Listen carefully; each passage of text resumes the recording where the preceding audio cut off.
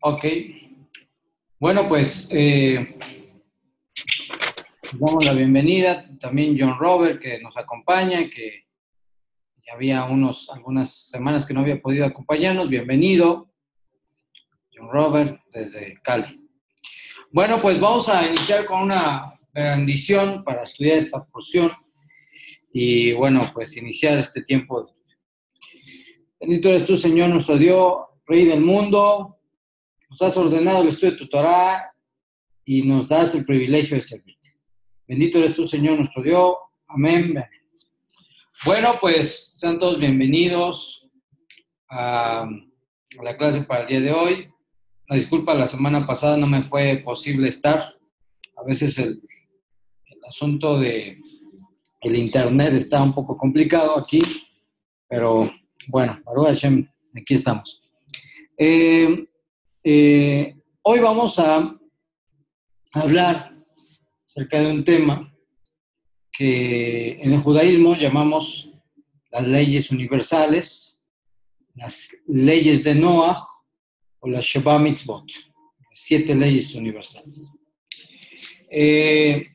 A lo largo de estas semanas hemos estado estudiando acerca de lo que sería el concepto hebreo de Elohim, de una forma muy básica. Y digo muy básica porque este tema de Elohim, Ben Elohim, agencia divina, lo vemos con mucho más detalle en nuestro centro de estudios, que nosotros llamamos Yeshiva Or Hayim, que dirige el doctor Dan Ben Abraham. Entonces, a nosotros nos toca, en las clases bien básicas, nos toca tocar estos temas para dar la dirección, el norte de hacia dónde vamos. Entonces, van probablemente con la ayuda del cielo, y eso es mi objetivo, van a ustedes a tener la oportunidad de acceder a mayores estudios más detallados al respecto a algunos temas que ya hemos visto. Hemos visto el tema de agencia divina, hemos visto el tema de Elohim, Ben Elohim, hemos visto temas con respecto a la identidad, qué es un Benei Abraham, qué es un Benei Judá, qué es un Benei Noah. Hemos hablado de eso. Hemos hablado acerca de la conversión. Hemos explicado que una cosa es la conversión al Dios de Abraham, Isaac y Jacob, y otra cosa es la conversión al judaísmo. Hemos hablado acerca de los pasos para la teshuvá, el arrepentimiento. Dijimos que eran 5 pasos, ¿ustedes se acuerdan de estos 5 pasos? Que como un recurso memotécnico utilizamos los 5 dedos de la mano. Hemos estado utilizando y viendo gran parte de los temas de los que constan este curso. Hemos hablado de los 2 lados de la conversión, lo que tú debes de hacer, lo que hace Hashem. Bueno, hemos visto varios temas. Actualmente estamos ya para concluir este ciclo de estudio bien básico.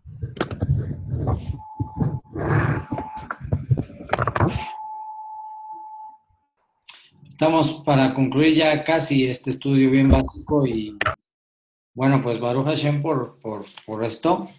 Y bueno, pues yo voy a hacer ahorita una invitación porque a partir de este momento, tal vez la próxima clase va a ser la última, dentro del ciclo, a partir de este momento vamos a empezar a estudiar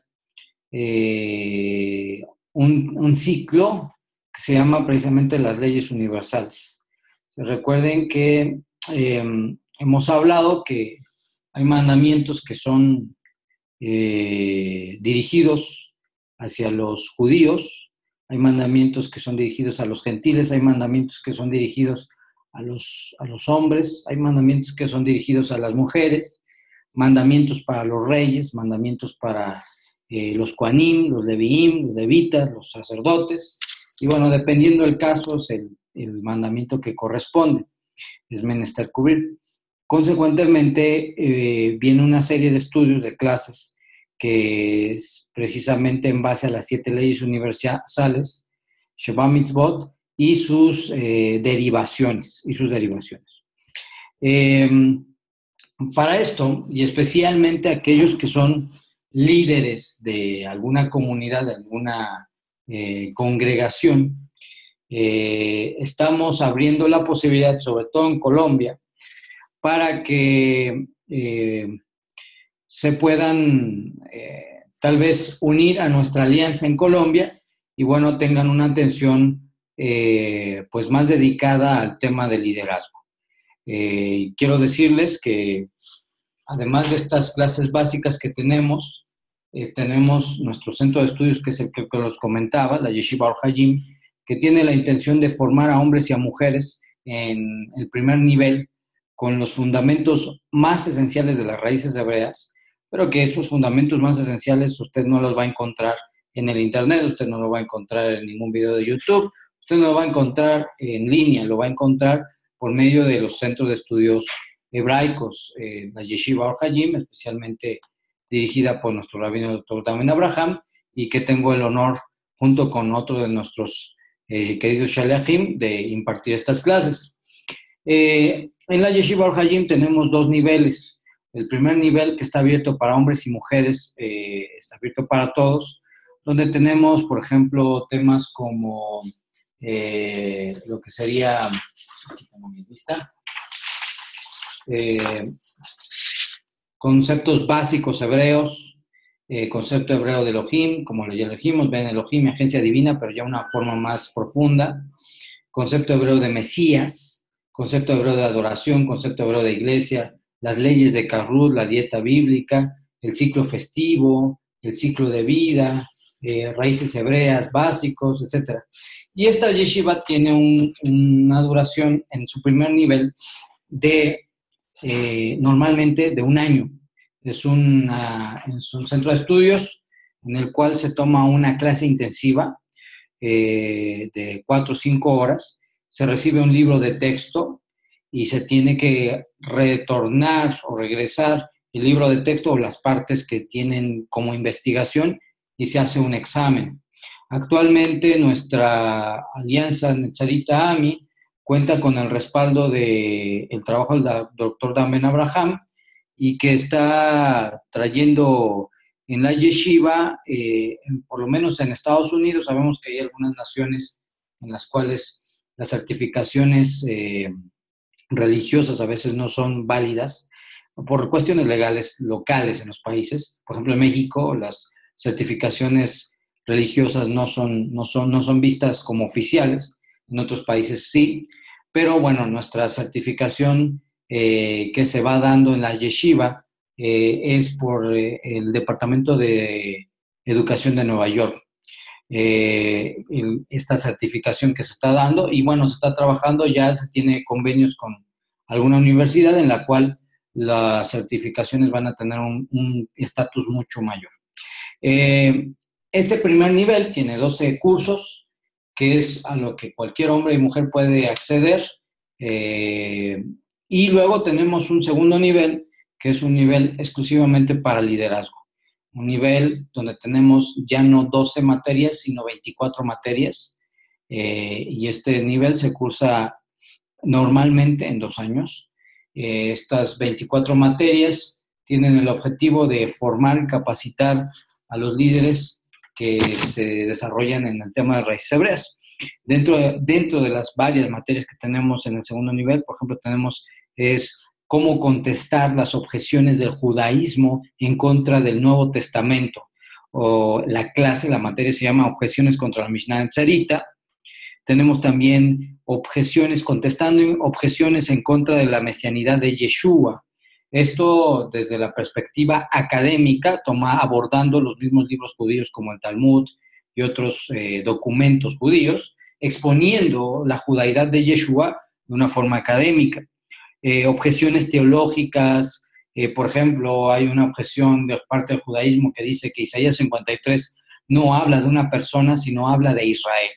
Y bueno, ese es el pensamiento común de los judíos. Entonces, ¿cómo respondemos a esto? Bueno, eso lo vemos en nuestra yeshiva. Tenemos conceptos hebraicos avanzados como Nefesh, Neshama, el alma, un montón de conceptos avanzados, 1 y 2, el islamismo y la profecía, qué relación tiene el islamismo con la profecía que estamos viviendo, la espiritualidad judía, la teología de Pablo, cómo entender los dichos, palabras y la teología de Pablo. Todo lo tenemos en el segundo nivel de nuestra yeshiva.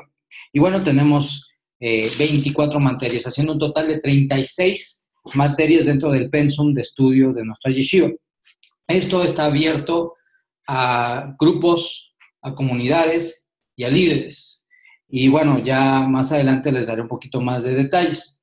Además de esto, tenemos también actualmente, sobre todo para aquellos que son líderes de nuestra alianza, tenemos lo que nosotros llamamos Coaching Torah, que tiene el objetivo de capacitar a los líderes en las áreas en las cuales hay una necesidad de aplicar la teoría. Por ejemplo, la gente dice, llevar el mensaje de redención. Ok, todo el mundo sabe que llevar el mensaje de redención.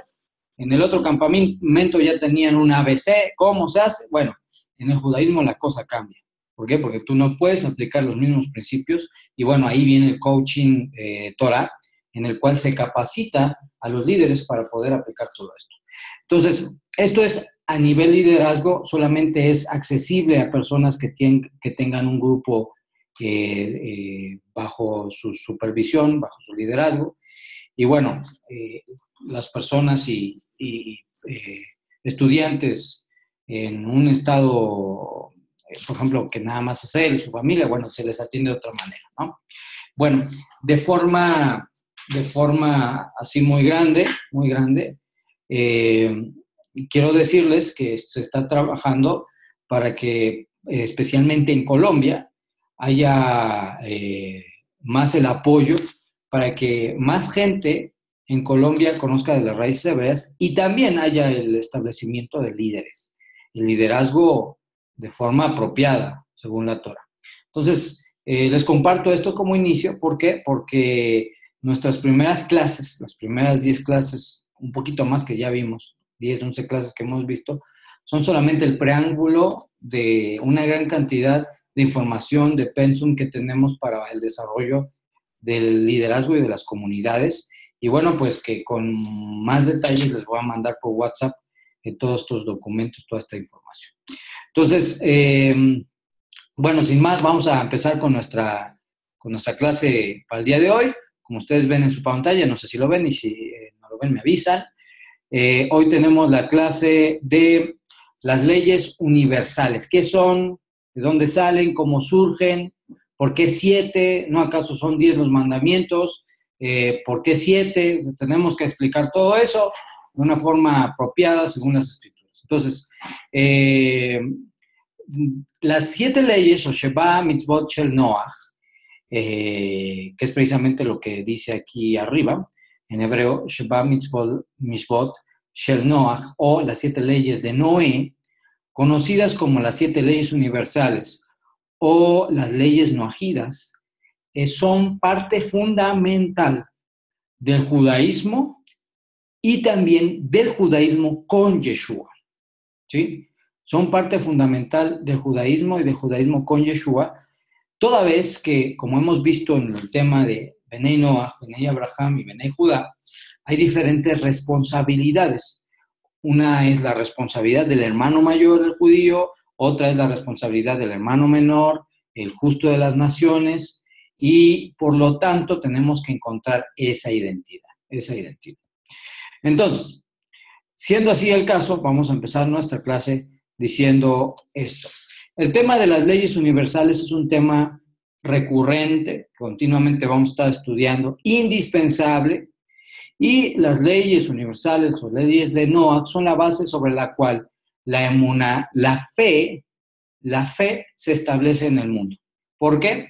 Porque no hay manera de que una persona diga, yo creo en Dios, si no hay una evidencia de que le ha creído por medio de sus acciones. Y esas acciones están en base a los mandamientos que le corresponden, que le competen a la persona, sea judío o sea un creyente de origen gentil, un justo de las naciones.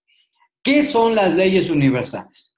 Las leyes universales o leyes de Noach son el mínimo testimonio requerido por el Creador a un hombre como señal de búsqueda de la santidad. En otras palabras, son el testimonio de nuestra forma de vida, de que hemos creído en el Creador de los cielos. Para poder entender la importancia de las leyes universales, es necesario echar un vistazo al concepto de emuná. El concepto de fe o emuná, que para los no, lo voy a poner aquí, emuná, en hebreo, ahí está el chat. El concepto de fe, ok, sí estamos grabando. El concepto de fe se compone de dos partes. La primera parte es creer. Si una persona no cree, no tiene emuná. Todos conocemos lo que dice Rab Shaul, la carta a los hebreos, es pues la fe, bueno, todos hasta podemos citar esto de memoria, inclusive cuando le preguntamos a alguien acerca de cuál es la definición de fe, muy probablemente va a citar la carta a los hebreos. Pero resulta que esa es solamente una parte, creer. Toda vez que en el judaísmo el concepto de emuná se compone de dos partes. Una es creer y en segundo lugar, la segunda cosa es obedecer.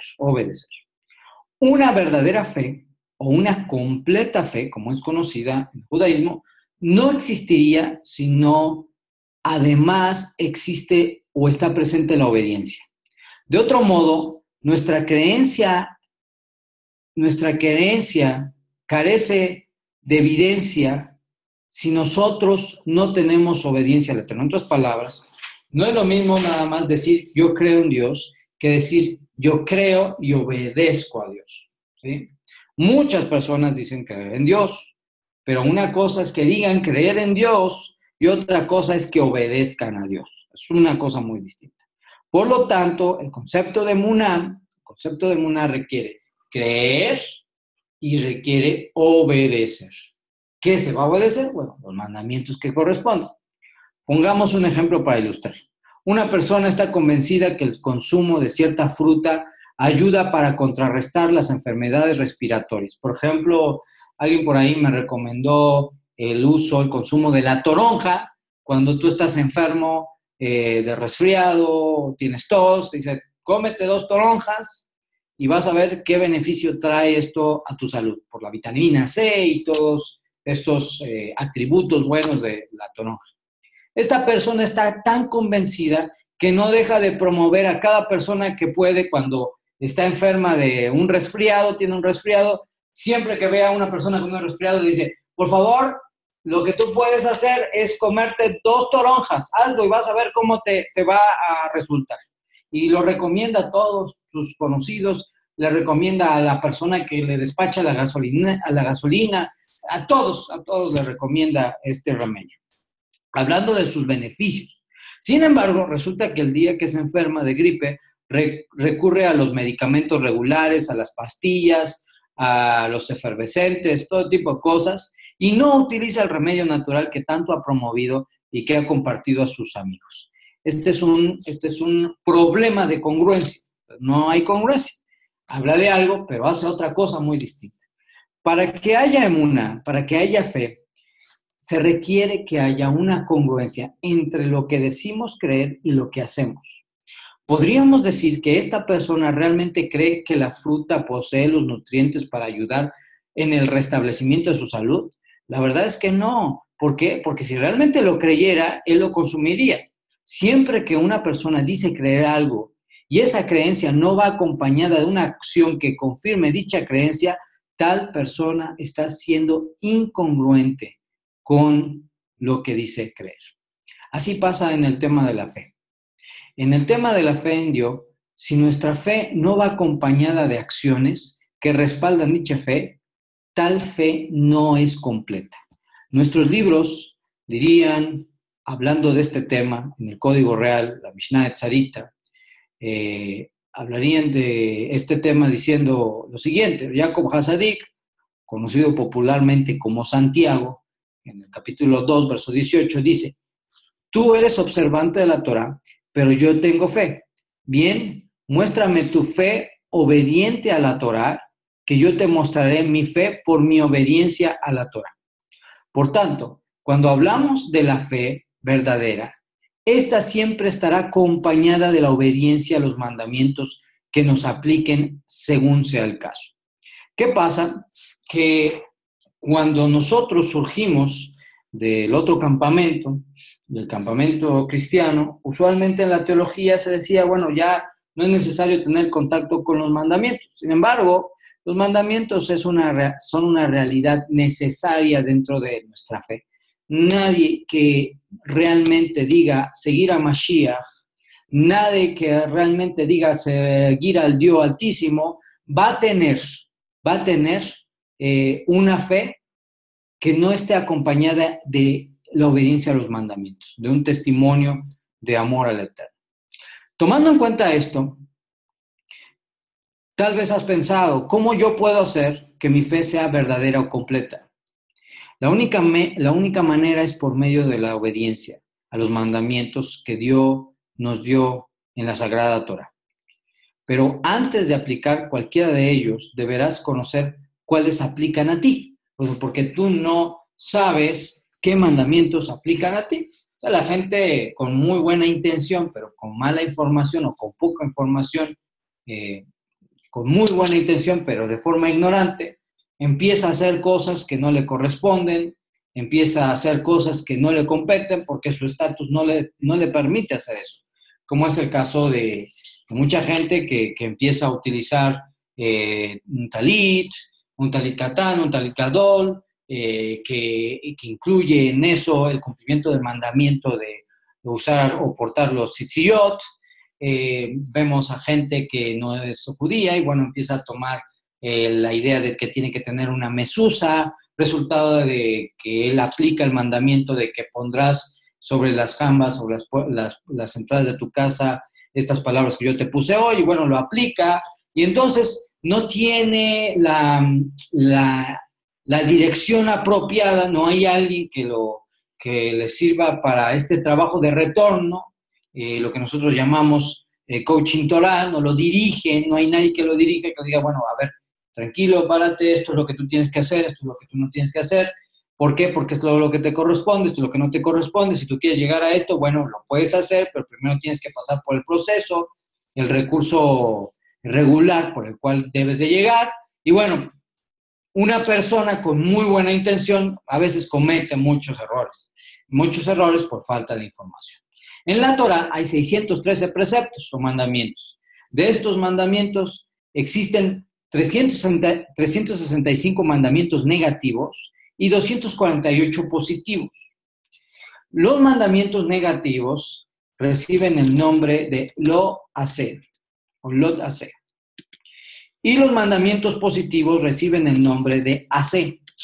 Quiere decir, no harás y harás. Lot hacer, no harás y harás. Los mandamientos negativos, por ejemplo, no robarás, no blasfemarás, no cometerás adulterio. Eso es un mandamiento negativo.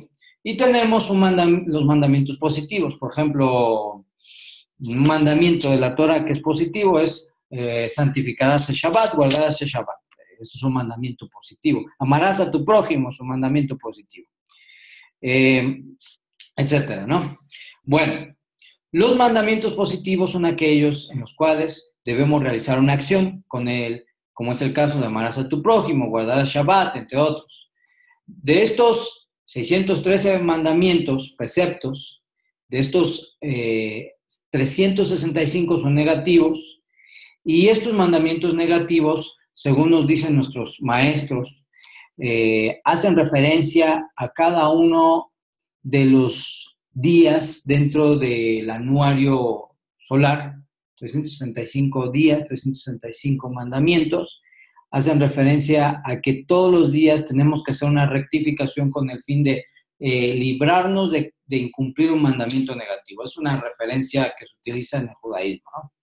Bueno, de estos 365 y 248, vemos que hay, como dije, mandamientos para diferentes tipos de personas, judíos, sacerdotes, mujeres, hombres, etc. Desde el momento en el que el Eterno, quien es bendito, hizo el proyecto de la creación, y antes de que todo lo creado fuese creado, Él ya había designado el lugar del pueblo de Israel como nación santa y el lugar de las naciones. Por ejemplo, cuando vemos la confirmación del pacto que Dios hizo con Abraham y su descendencia, con la persona, por ejemplo, de Jacob, nos encontramos con la siguiente declaración. Dice la Torá en Génesis 35, 10 y 13. Se los voy a enseñar en su pantalla para que me acompañen leyéndolo. Dice lo siguiente. Y le dijo Dios, tu nombre es Jacob, no se llamará más tu nombre Jacob, sino Israel, será tu nombre. Y llamó su nombre Israel. También le dijo Dios, yo soy el Dios omnipotente, crece y multiplícate, una nación, conjunto de naciones procederán de ti, reyes saldrán de tus lomos, la tierra que he dado a Abraham y a Yitzhak, la daré a ti y a tu descendencia después de ti, daré la tierra. Y no se fue de él Dios del lugar en donde había hablado con él. Es muy interesante que utiliza esta porción una frase que es una nación y conjunto de naciones. Una nación y conjunto de naciones. Aquí hay un código. Una nación habla de Am Israel y conjunto de naciones habla de el pueblo gentil o las naciones gentiles. ¿Sí? Una nación y conjunto de naciones. Una nación Israel y todas las demás naciones. ¿Sí? Este es el pensamiento común que se tiene en el judaísmo. Una nación y un conjunto de naciones. Toda vez que aunque Israel es el depositario de las promesas, de los pactos, no quiere decir que sus atribuciones como depositario impliquen que las naciones están excluidas, no, sino que más bien, siendo el depositario, es el transmisor de esas bendiciones, de esos pactos, de esas promesas, también a las naciones en una forma adecuada. Cuando el texto sagrado habla de un conjunto de naciones, se habla de las naciones gentiles que se apegarían al pueblo de Israel, como lo atestigúan las escrituras sagradas. Por ejemplo, vamos a buscar el típico y importante texto que no podemos olvidar, Zacarías 8:23, Zacarías 8:23, que por ejemplo nos habla acerca, vamos a buscarlo, en un momento en el que lo busco, Zacarías 8:23 para que todos lo leamos.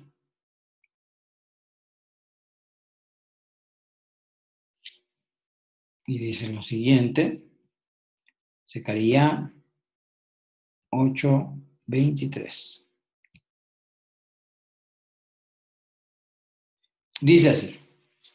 Así dice el Eterno de los ejércitos, en aquellos días, 10 hombres de todas las lenguas de las naciones asirán, tomarán del vestido a un judío, diciendo, iremos con vosotros porque hemos oído que Dios está con vosotros. Y entonces, es muy interesante que en la interpretación bíblica los números tienen un significado importante. El número 10 representa totalidad.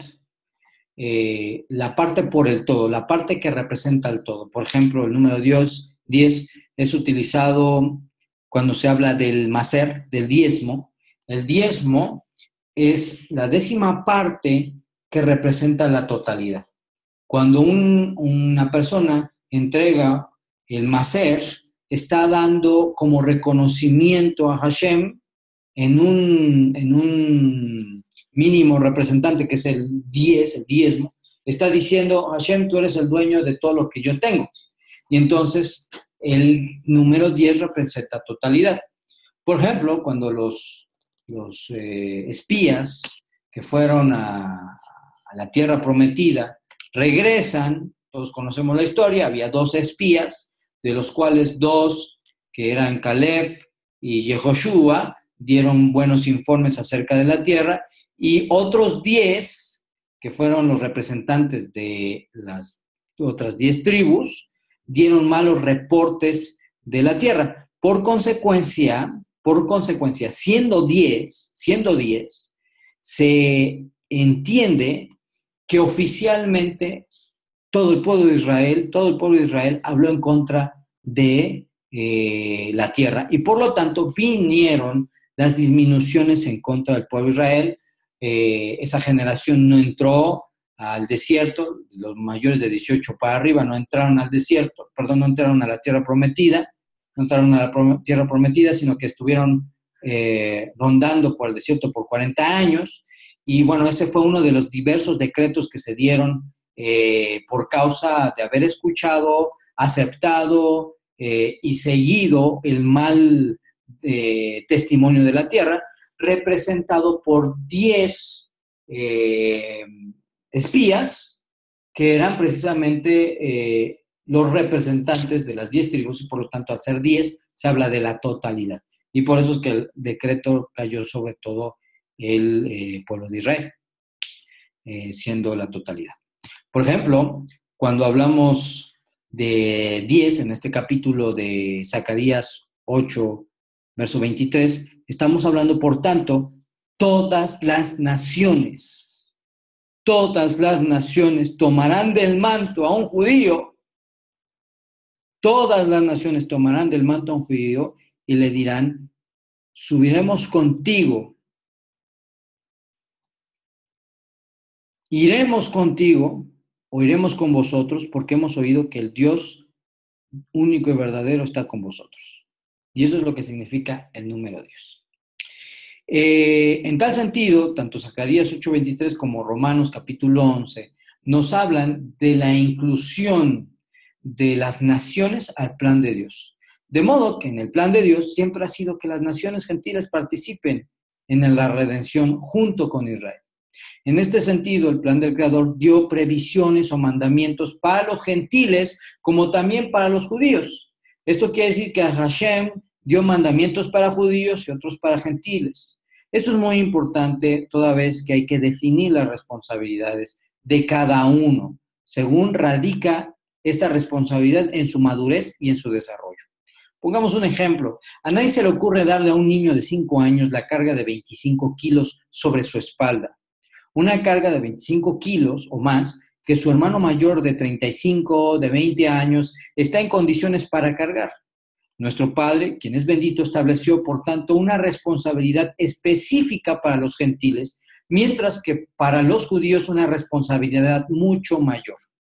Hay que decir que la realidad de la profecía que se le dio a Jacob Avinu acerca de que Hashem le haría a un conjunto de naciones, no alcanzó un potencial mayor, sino solamente después de que los discípulos del Ribi, nuestro santo maestro Yeshua Mashiach, fueron enviados a los gentiles para llevar el plan de redención. Esto primeramente por medio del Taná Kefa, el Shaleach Kefa, y posteriormente por la instrucción de Rab Shaul, el apóstol Pablo. Esto fue así porque antes de la muerte y la resurrección del Rebbe Yeshua min Nazrat, Yeshua de Nazaret, la única forma de formar parte del pueblo de Dios era hacer una conversión al judaísmo, entendiendo por judaísmo el estilo de vida que el pueblo hebreo tiene, con todas sus normas y previsiones, realizando el Brit Milá o la señal de la circuncisión, o la señal del pacto de la circuncisión. Sin embargo, una vez que los méritos de nuestro Santo Maestro se hacen presentes y son interpuestos, se abre para los gentiles una puerta que permite que se les dé participar de la herencia junto con sus hermanos judíos, sin ser obligados a vivir como judíos, pero dando un mínimo de testimonio de emuná, de fe, de que le han creído a Dios y que están dispuestos a vivir en ese rango mínimo de justicia, que son las leyes universales. El momento en el cual se lleva a cabo este decreto para beneficiar a los gentiles se encuentra justo cuando Rab Shaul está realizando su trabajo a favor de los gentiles, y sucede que algunos judíos fariseos, algunos perushim que habían creído en el mensaje de que Yeshua es el Mesías, movidos por un celo al Eterno, un amor al Eterno y a la Torá, siguen los pasos de Rab Shaul, visitando las comunidades.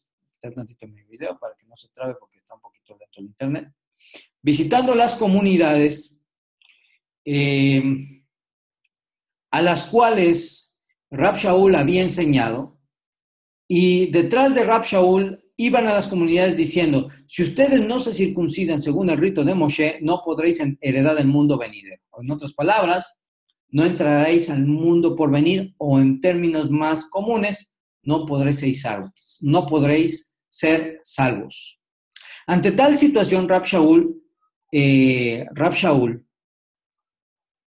se ve en la necesidad de debatir y confrontar la postura de estos judíos. Esta postura que estaba tratando de imponer sobre los gentiles la circuncisión y la vida judía. Al no llegar a un acuerdo, las dos partes, la academia de Rab Shaul y los perushim, los fariseos que habían creído en Yeshua, que iban detrás de él en cada comunidad, deciden llevar el caso al Beit Din Netzarita, a la Corte de Justicia Netzarita. Estos son los jueces, los ancianos, los discípulos originales del Ribi, para que este caso se decidiera como es la costumbre de Israel por medio de los jueces. Una vez, estando en Jerusalén, reunidos ante el Beit Din Netzarita, el Taná Kefa toma la palabra diciendo, varones, hermanos, vosotros sabéis cómo ya hace algún tiempo que Dios escogió que los gentiles oyesen por mi boca la promesa de la redención, y creyesen.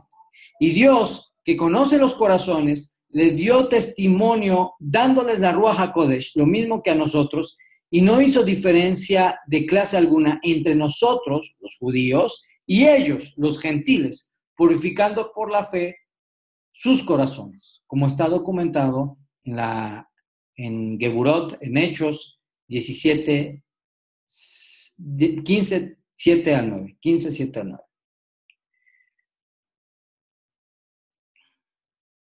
Después de que el Taná Kefa hubo hablado, fue el turno de Barnabá y Rab Shaul, quienes hablaron de las maravillas, los milagros, las sanidades que por los méritos de nuestro Ribi se habían llevado a cabo entre los gentiles que aceptaron el mensaje de redención. A continuación, el Beit Din, presidido por Jacob, se dispone a establecer un decreto que cambiaría de forma oficial el modo en que los gentiles que se acercan a Dios se unen a Israel y lo hacen especialmente por los méritos de nuestro Santo Maestro Yeshua Mashiach. En Geburot, en Hechos, capítulo 15, versos 13 y 19, está documentado lo siguiente.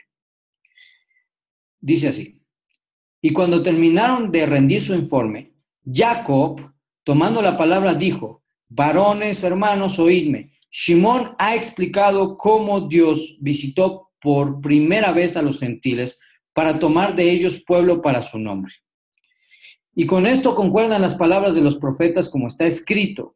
Después de esto volveré y restauraré el tabernáculo de David, que está caído, y repararé sus ruinas, y lo volveré a levantar como en los días antiguos, para que puedan poseer el resto de Edom y todos los gentiles que invocan mi nombre, dice Hashem, que hace esto, por lo cual yo juzgo, dice Jacob, Hasadik, yo juzgo que no interpongan tropiezos a quienes de entre los gentiles se convierten a Dios. Que no interpongan tropiezos a quienes de entre los gentiles se convierten a Dios. Las palabras de Jacob de no interponer tropiezos a los gentiles que se convierten a Dios requieren un comentario especial. Jacob, al igual que todos los discípulos del Rebbe, de ninguna manera estaban hablando de que la Torá o la ley de Moisés estaba abrogada, toda vez que ni el mismo Mashiach la puede abrogar, como lo dice en Mateo 5:17. Lo que estaba poniendo sobre la mesa Jacob era la forma en que los gentiles debían participar junto con los judíos en la redención, sin imponer sobre los gentiles mandamientos que no podrían llevar, no porque sean una carga imposible, sino porque cuando una persona de una cultura ajena a la cultura judía se injerta al olivo, tendrá que llevar un proceso de asimilación a la fe y al pueblo de Israel que se torna complicado, ya que un gentil no está acostumbrado al estilo de vida que se le exige al judío. Es ahí que se decreta que no se inquiete a los gentiles o se les obliga a circuncidarse, esto es, convertirse al judaísmo para formar parte del pueblo de Dios, sino que se les escriba que se guarden de estas cosas. Y cito, que se aparten de la contaminación de los ídolos, la fornicación, estrangulado y de sangre. Estas declaraciones son una referencia a las leyes universales. Tenemos, aquí lo voy a poner en su pantalla para que ustedes lo tengan, 3 mandamientos de los 7 mandamientos universales. 3 mandamientos de los 7 mandamientos universales, que los tenemos aquí. El primero es que se aparten de la contaminación a los ídolos, lo que en Shabbat Mitzvot, las 7 leyes, conocemos como Lo Avodat Zarah, no realizar ningún servicio extraño o idolatría. Luego tenemos lo que dice Jacob, dice Lo Hilui Arayot, no a la inmoralidad sexual. Y luego tenemos de estrangulado, que se guarden de estrangulado y de sangre, que en hebreo lo conocemos como Lo Ever Min Ahai, no comer cosas prohibidas, no comer cosas prohibidas. Estas 3 leyes o 3 mandamientos son parte de lo que nosotros conocemos como las 7 leyes universales. Estas 3 leyes universales que son expuestas son lo que llamaremos la parte por el todo. Esto quiere decir que el lector de esta porción de Hechos, lo que estamos leyendo en Hechos capítulo 15, debe de saber que se mencionan 3 de las 7 leyes, pero es una referencia a todas las leyes universales que ya se conocían, que se sabían, o que se estaban entendiendo. Recuerda esto, es muy importante. Cuando Moshe Rabbeinu recibe Hadeseret Hadibrot, las 10 palabras, o conocidas popularmente como los 10 mandamientos, estos 10 mandamientos no son los únicos que existen, sino que son la parte por el todo, lo que representa la totalidad de los mandamientos. Una parte, los 10, que representan la totalidad, los 613 preceptos. Entonces, muchas veces, sobre todo en el otro campamento, cuando no se tenía el conocimiento de los 613 preceptos, se creía que nada más eran 10 mandamientos. Pero esto solamente es la primicia, la parte que representa la totalidad. De la misma manera, en esta ocasión, como un mínimo, se presentan 3 mandamientos, que se aparten en contaminación de los ídolos, lo avodat zará, no idolatría, de la fornicación, lo hilui arayot, no a la inmoralidad sexual, 3, de estrangulado y de sangre, lo ever min hahai, no comer cosas prohibidas, no comer cosas prohibidas. A partir de este decreto, toda persona que se vuelve al Dios de Abraham, Isaac y Jacob, siendo gentil, estudiando sobre la base de la academia de Yeshua Mashiach y de sus discípulos, tiene que seguir los lineamientos halágicos que establecieron las autoridades, especialmente el Beit Din Netzarita, en el Concilio de Jerusalén, del cual estamos hablando. Por lo tanto, en este momento, toda persona que imponga sobre los gentiles la circuncisión como medio para participar de la herencia, la redención y la inserción a Am Israel, estará en contra de las disposiciones legales y la autoridad conferida por nuestro Santo Maestro Yeshua Mashiach a sus discípulos. Hay que saber, por tanto, que en el judaísmo nos vamos a encontrar con un principio que se llama Baal Kaomer, o el principio de mayor peso, que es que en ciertas condiciones un mandamiento específico puede ser quebrantado con el fin de que algún mandamiento de mayor valor tenga su lugar, ¿sí? Por ejemplo, tenemos la mitzvah, el mandamiento para los judíos, de que está prohibido realizar sacrificios fuera del lugar ordenado por Hashem, ¿sí? Nadie puede, de una vez estando el templo de Jerusalén, una vez estando el Mishkan, no se pueden realizar sacrificios fuera del lugar establecido por el Eterno. Está prohibido. De hecho, se quitaron todos los lugares de sacrificio para dirigirlo solamente a un lugar. En ese sentido, ese es un mandamiento. Pero nos encontramos, por ejemplo, como el profeta Eliyahu, Hanabí, ustedes recordarán la historia, él con los profetas de Baal, quien los retó a realizar un sacrificio, les dijo, bueno, a ver, quien sea el Dios verdadero, si Baal o Hashem, bueno, va a responder a este sacrificio. Si es a Hashem, bueno, entonces va a venir fuego del cielo y va a consumir esto. Y si es Baal, bueno, va a pasar lo mismo. Y a ver, vamos a ver qué pasa. Entonces conocemos la historia, se realizó este sacrificio, pero este sacrificio, estando la Torá presente y los mandamientos del Eterno, se realizó fuera de los límites establecidos por la Torá. Por consecuencia, en esencia se estaba incumpliendo un mandamiento. Se estaba incumpliendo un mandamiento, se estaba quebrantando un mandamiento, toda vez que Hashem había establecido que solamente en ciertos límites estaba permitido hacer holocaustos. Sin embargo, nos encontramos con que Hashem respaldó el acto. Vino fuego del cielo quemando el corbán, el sacrificio, el holocausto completamente, y nos habló del respaldo y la confirmación de Hashem a su profeta. ¿Cómo puede ser que en este caso Hashem mismo, podríamos decir, que quebrantó uno de sus mandamientos y que el profeta llevó a cabo quebrantar uno de sus mandamientos por el principio de Baal Kaomer, el principio de mayor peso? ¿Cuál era el mayor peso? Que el pueblo se había extraviado en pos de la idolatría y por lo tanto hacerlo retornar al Dios Altísimo requería que inclusive se quebrantara momentáneamente un mandamiento con el fin de que la fe del pueblo retornara al Dios Altísimo. Lo mismo pasa con el sacrificio de nuestro Santo Maestro Yeshua Mashiach. Los creyentes de origen gentil, antes de Yeshua, la única manera de formar parte del pueblo de Dios era por medio de la circuncisión. Después de Yeshua, después de que nuestro Ribi hizo presencia, ahora se abre una puerta, una ventana momentánea. Por eso dice el tiempo de los gentiles, hasta que se cumple el tiempo de los gentiles. Una tiempo momentánea en el cual se permite a los creyentes de origen gentil injertarse al olivo natural sin la exigencia del mandamiento de la circuncisión. ¿Por qué? Por el principio de mayor peso.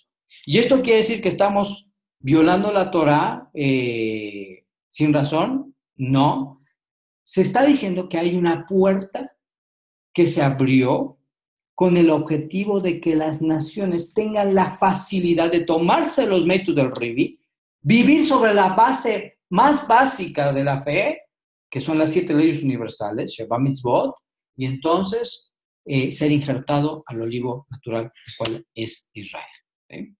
El Mashiach no vino a abrogar la ley, nosotros no estamos abrogando la ley, pero los recursos halágicos que están en la Torá nos permiten y han permitido y han establecido por decreto de Hashem abrir una puerta para los gentiles, una puerta para los gentiles. Por lo tanto, si hay alguien que te dice que tienes que circuncidarte para ser parte del pueblo de Dios, tal persona está pisoteando los méritos de nuestro Santo Maestro Yeshua Mashiach. Si hay una persona, sea judío o se diga judío, que te obliga a circuncidarte para ser parte de la redención, está pisoteando los méritos de nuestro Santo Maestro Yeshua Mashiach.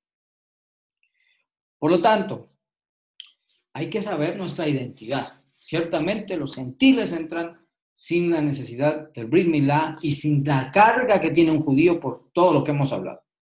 Pero hay una exigencia. Sí, hay una exigencia toda vez que la fe tiene que venir acompañada de la evidencia de esa fe.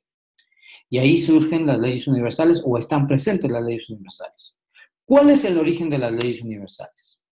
Las leyes universales las podemos encontrar en la Sagrada Torá, pero para poder encontrarlas debemos de ir más allá de solo lo literal del texto y plantearnos algunas interrogantes importantes, como por ejemplo, cuando Dios mandó el juicio, envió el juicio del diluvio universal sobre la generación de Noah, en el momento en el que está escrito, y Noah halló gracia delante de los ojos de Hashem, y se dice también que la generación de Noah era perversa, entonces debemos preguntarnos, ¿sobre qué base Dios juzgó a la generación de Noé si aún los mandamientos no habían sido entregados de forma escrita ya que Moshe recibió las 10 palabras y los 613 preceptos varias generaciones después de Noé. Entonces, debemos de preguntarnos, ¿sobre qué base Dios juzgó a la generación de Noé? ¿Por qué? Porque si no hay ley, no hay pecado. Y si no hay ley y no hay pecado, no hay juicio. Y si hubo un juicio en la generación de Noé, tuvo que haber habido pecado y por lo tanto una ley. ¿Cuáles leyes fueron esas? Esas leyes son lo que se llaman las leyes universales, que según la tradición de nuestro pueblo fueron transmitidas de Adán a Rishon, desde Adán y Eva, hasta la generación de Noaj, y eran conocedores, esa generación, de estas leyes universales. Como es evidente, debemos saber que de no haber habido leyes o mandamientos, no pudo haber habido un juicio. Y además, no pudo haber habido una distinción entre Noaj, el justo, y su generación. Como es evidente, el texto de la Torá no es un documento detallado de la información de los orígenes de las cosas. Por supuesto, tenemos que saber esto. La Torá es una guía en lo más esencial que nos mantiene dentro del norte, del camino que debemos de seguir para que sepamos hacia dónde ir. Por supuesto, esto no quiere decir que la Torah no sea suficiente o sea completa, sino más bien que Hashem, quien es bendito, nos entregó la Torah con la información suficiente para que, por un lado, hagamos la labor de investigar, escudriñar, en búsqueda de esa información, que va más allá de simplemente lo literal, y por otro lado, es también una de las evidencias de que hay información e instrucciones que se han dado de forma oral desde los días de Adán y Java, y estas instrucciones orales las llamamos Torah Shebal Peh o Torah oral. Consecuentemente, la generación de Noé debió ser juzgada en base a ciertos mandamientos que, como hemos explicado antes, fueron transmitidos de forma oral a la humanidad. Esta verdad está basada en el principio de la justicia de Hashem, quien no juzga injustamente, sino que es un juez justo. Por tanto, la base sobre la cual el Eterno juzgó a la generación de Noaj son lo que hoy conocemos como las leyes universales o las leyes de Noaj. ¿Son aplicables estas leyes de Noaj a nuestra generación? La respuesta es que sí. Nuestro santo maestro, la luz del mundo y fundamento de todas las cosas, nos dijo en Likutei Yeshua lo siguiente, Mateo 24:37. Mas como los días de Noé, así serán para el tiempo de la revelación del Ben Adán. En el contexto, el Ribi se le está preguntando acerca del día final de esta edad presente, o el momento final de esta edad presente. Y nuestro santo maestro nos da una clave importantísima de la revelación del Shabbat milenial o del milenio, o el reinado milenial. Hay que decir que en el pensamiento hebreo, la labor del Mashiach, entre muchas, es establecer el reinado de Shaddai, el Todopoderoso, como su representante. Esto incluye, entre otras cosas, la completa eliminación de la idolatría y la llegada del juicio contra los enemigos de Israel. Y es en esta parte que las palabras del Ribi cobran mayor importancia profética, pues cuando él dice, mas como los días de Noaj, así serán para el tiempo de la revelación del Ben Adán, del Hijo del Hombre, nos está indicando que habrá de acontecer en el mundo un juicio de Hashem, un juicio que será como en los días de Noaj y que vendrá a erradicar la maldad de la tierra, como está dicho por el Tanakh Efa. Segunda de Pedro 3:9, que dice lo siguiente. Vamos a leerlo.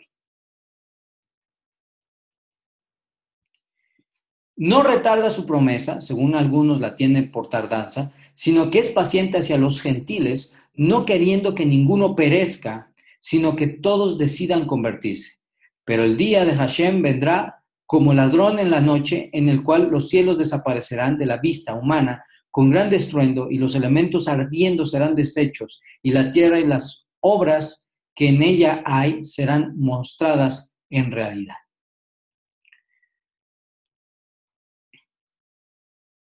Este juicio que viene, este juicio ya no por agua, sino por fuego, será semejante a los eventos que acontecieron en los días de Noaj.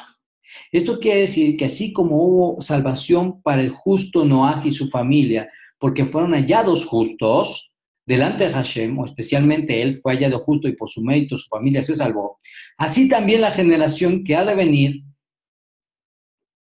en el tiempo del retorno del Ribi serán probados como el oro por medio del fuego. Así entendemos las palabras del Ribi. La cizaña será cortada y echada al fuego y el trigo al granero. Si bien la entrada al mundo por venir y la edad mesiánica son un obsequio del cielo por los méritos del Ribi, todo candidato a gustar de estos dos eventos deberá tener una completa fe, una fe obediente, creer y obedecer. ¿Y qué debe de obedecer? La mínima medida de fe, que son las 7 leyes universales, que es la misma medida que Noah llevó para ser un hombre que halló gracia delante de los ojos de Hashem. Por lo tanto, en esta primera clase al respecto de las leyes universales, las leyes universales no son un invento del judaísmo rabínico ni del judaísmo netzarita, son, como hemos estudiado en la clase, la mínima medida de fe de la humanidad, con la cual se demuestra que se cree en el Dios Altísimo, como está dicho por nuestros sabios. En Jacob Hasadik 2:18, pero alguno dirá, tú eres observante de la Torah, pero yo tengo fe. Bien, muéstrame tu fe sin obediencia a la Torah y yo te mostraré mi fe por mi obediencia a la Torah. Y que aunado a esto, serán las leyes de Noah la medida para que un hombre sea librado en la purificación que viene al mundo y que nuestros sabios netzaritas, los discípulos del Ribi, establecieron como la base de la fe de los gentiles. En nuestra próxima clase vamos a estudiar el origen de las leyes universales en la Torá previo a la entrega de los 613 preceptos. ¿En dónde están las 7 leyes universales en la Torá? ¿Dónde están codificadas? Lo vamos a estar viendo en nuestra próxima clase. ¿De acuerdo? Entonces, las leyes universales son el mínimo básico, el mínimo requerido para un creyente de origen gentil como un testimonio de fe. Recuerden este punto, no se olviden de esto. Las leyes universales, el cumplimiento, no le permiten entrar al mundo por venir a nadie. Lo que permite entrar al mundo por venir son los méritos del Ribi. Una vez que tienes los méritos del Ribi, has recibido la justificación, como lo hemos visto en clases pasadas, tienes el boleto, pero la permanencia del boleto en tu mano depende de tu obediencia a Hashem. Tú ya tienes el boleto por los méritos del Ribi, ya lo tienes aquí, pero el que tú tengas la permanencia del boleto en tu mano depende de que tú cumplas los mandamientos. Por eso es que no es que tú entres al mundo por venir por los mandamientos, no, lo aleno. No es por las acciones legalistas, obediencia legalista a los mandamientos, sino por la misericordia de Hashem que uno entra al mundo por venir. Sin embargo, si no hay fe acompañada de acciones, esa fe no sirve. En otras palabras, si no hay creer en el Eterno acompañado del cumplimiento de mandamientos, esa fe no sirve para nada. ¿De acuerdo? Bueno, pues vamos a dejarla aquí, mis amados. La próxima clase vamos a estar hablando de las 7 leyes universales, por lo menos las 3 primeras, no tanto en su desglose, porque hay, por ejemplo, de la ley universal primaria, que es no a la idolatría, hay 85 derivaciones que se dan y otras más, tan solo de la idolatría, pero vamos a ver en dónde vamos a encontrar en la Torah estas leyes universales y cómo es que afectaron a la generación de Noah. ¿De acuerdo? Bueno, pues no sé si hay alguna duda al respecto de nuestro tema para el día de hoy. Y bueno, adelante si hay alguien por ahí. Bendiciones, hermano. No sé si tengo unas inquietudes. Bueno. Okay. No, hermano, diga usted primero, adelante. Amado, lo siguiente, de lo que usted dice referente a no comer alimentos prohibidos, se está haciendo énfasis en lo que dice la Torá o lo que nos compete a nosotros como justos de las naciones. Esa es una. Uh-huh. Ok, bueno.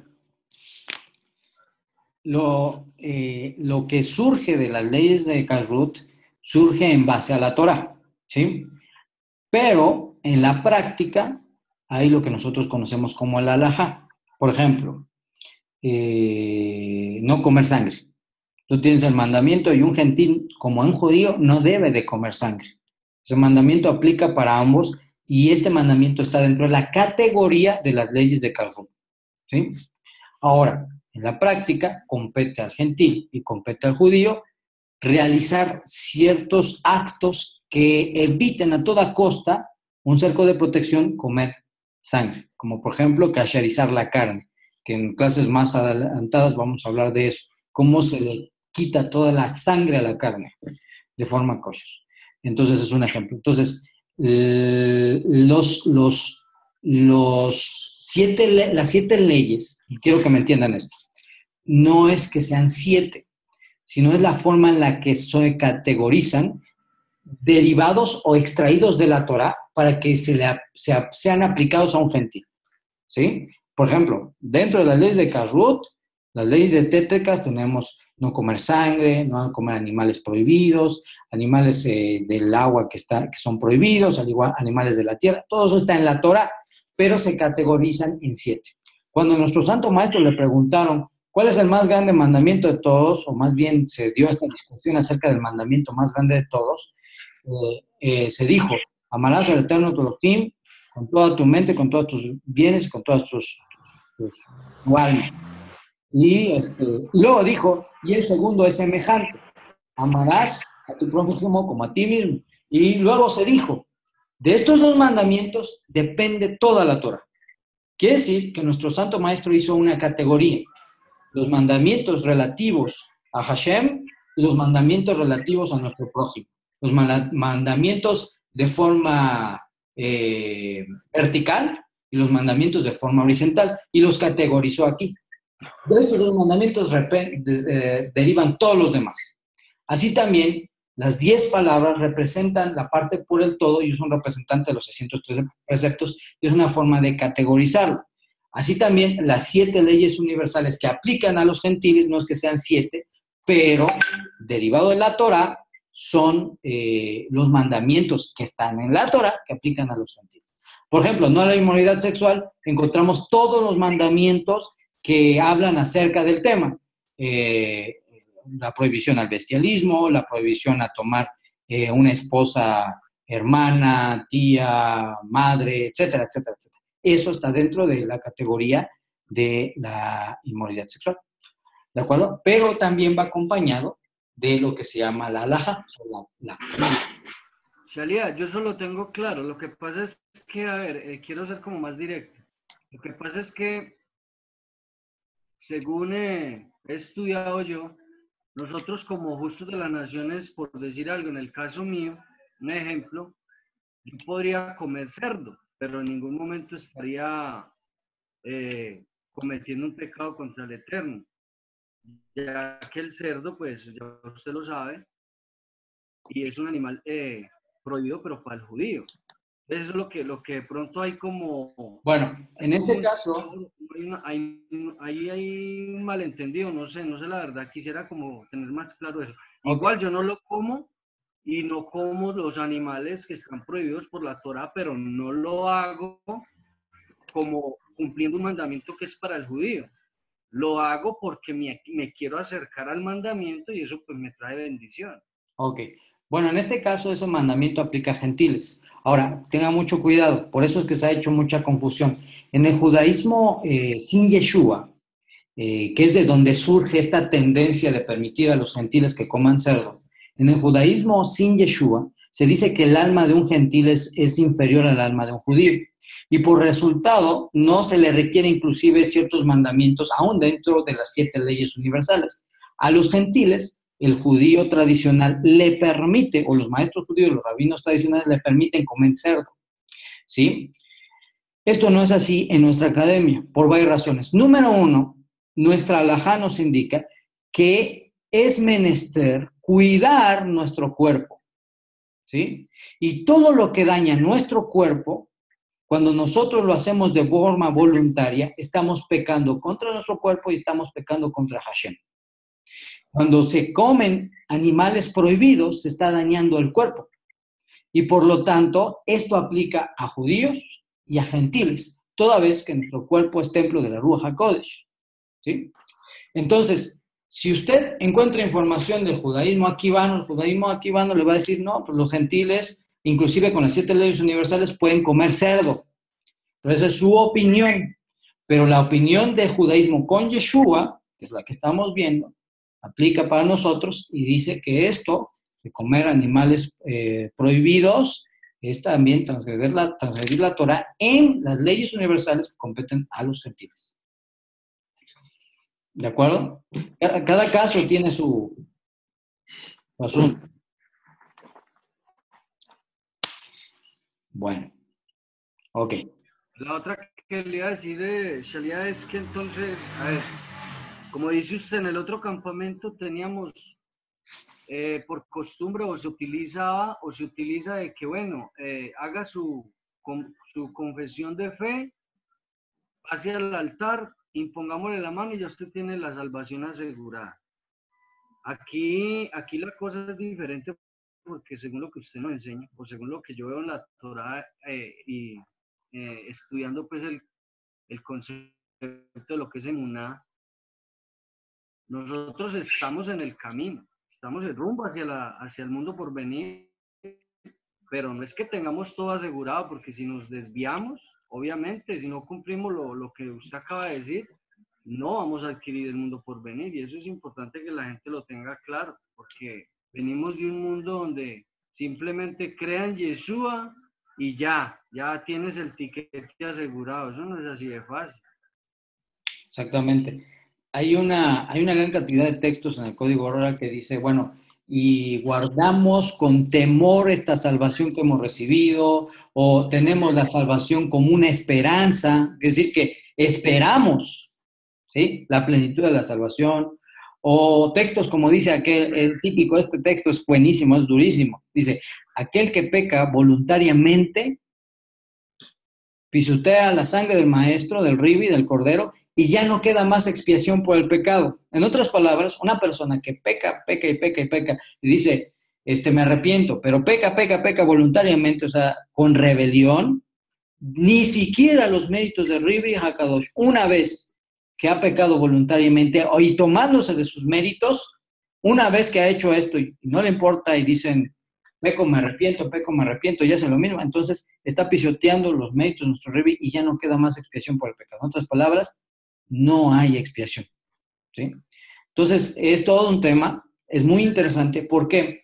Porque la realidad es que ciertamente Hashem por su misericordia nos da la entrada al mundo por venir por los méritos de Yeshua, pero la permanencia en la esperanza de esa salvación compete a nosotros. La semana pasada o la última clase hablábamos de la justicia que nos daba Hashem y la justicia que tenemos que nosotros poner. Lo que Hashem pone y lo que nosotros ponemos. Y es en esa excepción, ¿sí? Hay algo que él pone que nosotros no vamos a poder hacer y hay algo que nosotros tenemos que poner que Él no va a poner, porque es esa relación. ¿De acuerdo? Bueno, pues, ¿alguien más que diga una pregunta acerca del tema del día de hoy? Introducción. Hermano, yo sí tengo una inquietud, aunque creo que ya está resuelto.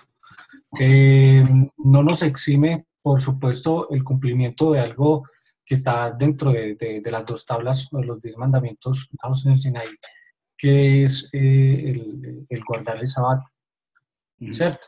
Pues no nos exime por la explicación que de pronto que nos decía ahora, que es un error porque ahí quiere de pronto, no sé si me desvíe el tema, porque ahí, no sé si es malentendido el texto, no recuerdo la cita en la que está, que dice que nuestro reposo, que ya Cristo es nuestro reposo, Jesús es nuestro reposo, que no sé si sea un versículo que está malentendido, mal traducido, o que simplemente ha sido incluido sin estar en el texto original. Ok, bueno, mire, el tema de Shabbat, el Shabbat es un mundo, para empezar. Y el tema de reposo en la esencia del Shabbat es una cosa hermosa, pero una cosa de gran preparación. No es simplemente voy a dejar de trabajar en el sábado. no es eso. Eso es lo mínimo. Y muchísimo alrededor del reposo y de la dedicación del Shabbat. Tan es así que la idea de todo esto, aunque no exime al gentil, es que bajo el principio de mayor peso del cual hablamos, el gentil no está educado para vivir en el Shabbat. Por ejemplo, un judío no puede cocinar, no puede encender fuego, no puede hacer una gran cantidad de cosas. Hay 39 prohibiciones directas para el judío en Shabbat. Un gentil no está acostumbrado a eso. Entonces, en ese proceso que tiene que, Pesach Hashem, a llegar a entender todas estas 39 prohibiciones, en ese proceso tenemos que llevarlo a fin de que entre primero por la puerta, conscientemente, y luego entienda que ni el Shabbat es negociable, ni el reposo es negociable, pero sin obligarlo a que abandone su trabajo, a que abandone su estatus, porque yo me he encontrado con grupos religiosos que se dicen mesiánicos que por lo primero que le dicen a la gente cuando entra por la puerta es, número uno, te circuncidas y número dos, abandonas tu trabajo si es que trabajas en Shabbat. Y el resultado es una disminución terrible, porque estamos hablando de un proyecto de vida. No estamos hablando de una decisión de 15 minutos. Entonces, el Shabbat no es negociable definitivamente, pero por halajá está permitido eventualmente que los gentiles trabajen en Shabbat mientras están en el proceso de asimilación al Shabbat. Ya cuando las condiciones se dan, entonces ya, y la persona dice, yo ya voy a descansar en Shabbat y ya sé lo que implica y todo lo que tengo que hacer, entonces las cosas cambian. ¿Sí? Pero ya lo declaró, ya hizo un voto, ya se comprometió. Pero esto no es una decisión de 15 minutos o de emoción, no. Esto es un compromiso fuerte, fuerte, fuerte. Entonces, definitivamente Shabbat, hay dos mandamientos al respecto de Shabbat y debemos de recordarlo. Uno es santificar Shabbat y otro es reposar en Shabbat o descansar en Shabbat. Santificar Shabbat no es negociable ni para judíos ni para gentiles. Todos, judíos o gentiles, tenemos que reunirnos y santificar Shabbat. Punto. Porque ese es el día del Eterno. Eso no es negociable. Si usted trabaja en Shabbat, bueno, trabajó, pero se tiene que reunir en Shabbat. ¿Sí? Y hay otro mandamiento, que el mandamiento es descansar en Shabbat. Y ese es otro punto, que es el punto del cual hablamos. Pero es dentro de lo que podría competir a los gentiles, pero en un proceso. Por eso es que el Shabbat como tal no está incluido en las 7 leyes universales. Ok, toda raro, hermano. Ok, bueno. Muy bien. ¿Alguien más que tenga alguna pregunta? More, Diga. no sé si me permitiera hacer un pequeño comentario. A ver, te escucho. Ok. En cuanto a las leyes noágicas y a los 10 mal llamados 10 mandamientos, a Seidi Brot, yo lo entendí hace mucho tiempo como una síntesis de un conjunto de leyes. Esto es porque, pues bueno, soy abogado y entiendo que existe un compendio de leyes y después leyes reglamentarias. Es decir, para los mexicanos tendríamos la Constitución mexicana, que no representa todas las leyes de nuestro país, sino que de ella se emana diferentes leyes, penales, civiles, laborales. Así pues, con los 10 mandamientos o la Seidi Brot, son leyes, pero hay reglamentos dentro de esas leyes que regulan la conducta del hombre. Igual de la misma manera, en las leyes noágicas, tendríamos 7, como bien lo menciona usted, pero que dentro de la Torá se encuentra su manera reglamentaria de llevar a cabo esto. Eso por un lado. Y por el otro lado, comprendo totalmente a mi hermano cuando dice, en el otro campamento nos enseñaron a escudarnos total y completamente en lo que llamamos la gracia. Utilizar la gracia como una excusa para quebrantar mandamientos porque no hay otra manera de decirlo. Es decir, se dice que por la gracia, Yeshua, o Jesús, como se le dice en el otro campamento, ya es nuestro reposo. y por ello no estamos obligados a guardar Shabbat, cosa que a través de la Torah se muestra no solamente como una señal entre el pueblo de Dios y Dios, es una relación, es algo que marca un estatuto perpetuo, también lo llama así. Y bueno, no podemos contradecir toda la conducta, no es más, la conducta de nuestro maestro no contradice en ningún momento la Torá, sino que en un momento la viene a poner en práctica, de manera que nos muestra a los gentiles que ser parte del pueblo de Dios, aún siendo justos de las naciones, es una señal de Shabbat también para con nosotros. Y ahí dejaría mi comentario, hermano. Ok, yo le agregaría, por ejemplo, en el tema legal, utilizando, por ejemplo, por ejemplo, tú sabes que hay código penal, código civil, agregaríamos ahí en la práctica las halajot, que son cómo tú aplicas la ley en su diferente rama, ¿no? Así como lo has dicho, y es por eso que, bueno, sobre todo a los que son abogados, esto les cae, pero bien. ¿Por qué? Porque están muy relacionados con el tema de las leyes y saben todo este asunto de las leyes y cómo se pueden organizar y demás. Y de alguna manera podemos entender que, aunque, por ejemplo, en México el derecho romano es la base sobre la cual se constituye el derecho, en realidad el derecho general viene de la Torá. Esa es la realidad. Entonces, todas las leyes originalmente vienen de la Torá. Entonces, cuando nosotros estudiamos Torah, estamos estudiando leyes y el resultado es que estamos entendiendo los mandamientos de forma organizada para aplicarlos en nuestra generación en el momento en el cual nos encontramos. Baruch Hashem, muchas gracias por tu comentario. Bueno, pues, mis amados, que tengan una excelente noche. Ha sido un gusto estar con ustedes. Yo les quiero invitar, ya les había avisado la semana pasada, yo les quiero invitar, yo estoy dando una clase de la Parashá semanal. Les quiero invitar este próximo sábado a la 1:30 hora del centro de México, y creo que tenemos la misma hora en Colombia, 1:30 p.m., a que nos acompañen y a escuchar algunos comentarios de la Parashá de esta semana. Yo les voy a estar enviando el link de contacto como lo estamos haciendo ahorita, como unos 30 minutos, 20 minutos antes de la hora. Y bueno, nos pueden acompañar para esta clase que tengo los días del sábado, los que puedan, los que quieran, y bueno, los que se animen a estar con nosotros. ¿De acuerdo? No.